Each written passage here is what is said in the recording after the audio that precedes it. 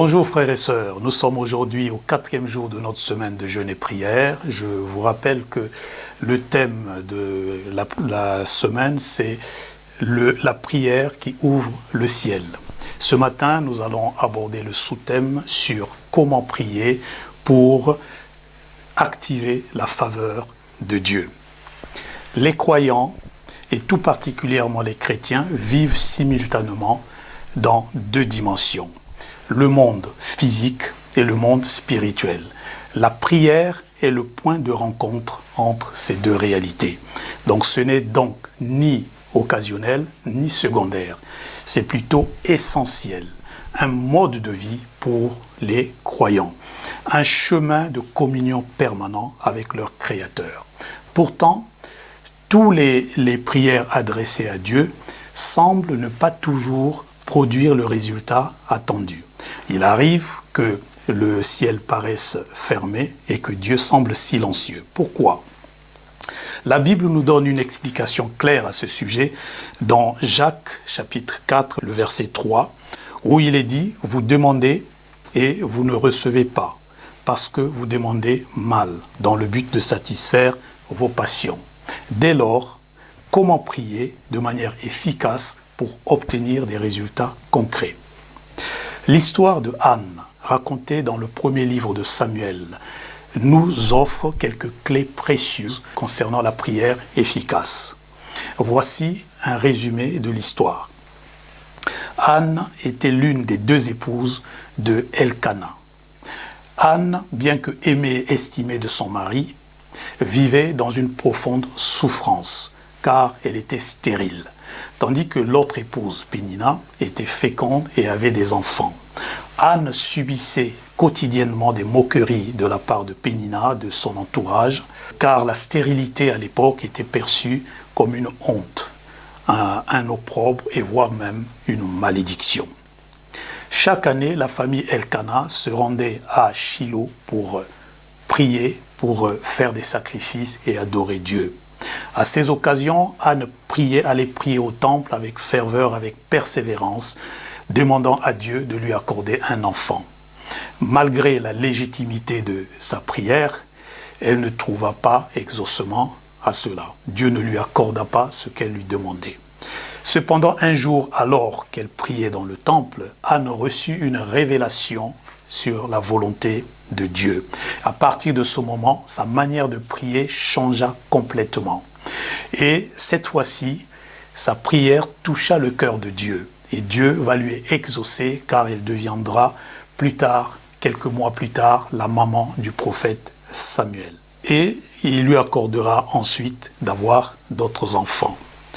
C'est à travers l'exemple de Anne, nous pouvons discerner plusieurs principes essentiels pour une prière efficace. Le premier principe que l'on peut tirer de cette histoire, c'est la prière par la foi. La Bible déclare dans Éphésiens chapitre 1, le verset 3, « Béni soit Dieu le Père de notre Seigneur Jésus-Christ, qui nous a bénis de toutes sortes de bénédictions spirituelles dans les lieux célestes en Christ. » Le croyant est déjà béni aujourd'hui. Par la grâce, Dieu a déjà placé dans le monde spirituel la guérison, la provision, la prospérité. Tout est placé par Dieu dans le monde spirituel. La foi ne crée pas la bénédiction, elle est simplement la main qui saisit ce que Dieu a déjà donné. Nous pouvons illustrer cela de la manière suivante. Le monde spirituel est une rive et le monde physique une autre.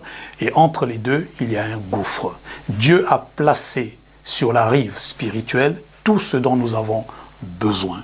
Et la foi va agir comme cette passerelle qui permet à ces réalités spirituelles de se manifester dans le monde physique. Car Jésus a tout accompli à la croix. Dans le monde physique, Anne était stérile et dans le monde spirituel, Anne était féconde. Par sa prière, par la foi dans le temple, Anne va saisir sa fécondité spirituelle pour l'emmener dans le monde physique, car elle aura son premier bébé, le prophète Samuel. Le deuxième principe qu'on peut tirer de cette histoire, c'est de prier selon la parole de Dieu et non selon nos émotions. Dieu n'est pas touché par l'intensité émotionnelle. Il est plutôt touché par la foi fondée sur la parole de Dieu. Tant que Anne exprimait à Dieu uniquement son amertume, sa souffrance, son désir légitime d'avoir un enfant, le ciel semblait silencieux. Rien ne se passait. Mais lorsque Anne a prié selon la révélation de la volonté de Dieu, tout va changer. Sa prière va trouver un exaucement. Prier selon la parole de Dieu, ce n'est plus dire à Dieu ce que l'on ressent, mais plutôt lui rappeler ce qu'il a déclaré. Prier selon la parole de Dieu, c'est dire « Seigneur, ta parole est vraie, même si mes sens me disent le contraire. » Dieu est lié par sa propre parole. La Bible nous dit dans Jérémie 1, verset 12, « Il veille sur sa parole pour l'accomplir. » Le troisième principe, c'est celui de lutter contre le doute et l'incrédulité. Le moment le plus important de la prière, ce n'est pas lorsqu'on voit le résultat, mais c'est celui où l'on croit avoir reçu. Il est donc essentiel de ne pas laisser le doute et l'incrédulité annuler l'action de la foi. Après avoir prié, il faut veiller sur son cœur, de sorte que les émotions, les doutes, les circonstances ne viennent pas nous voler ce que l'on a reçu par la foi.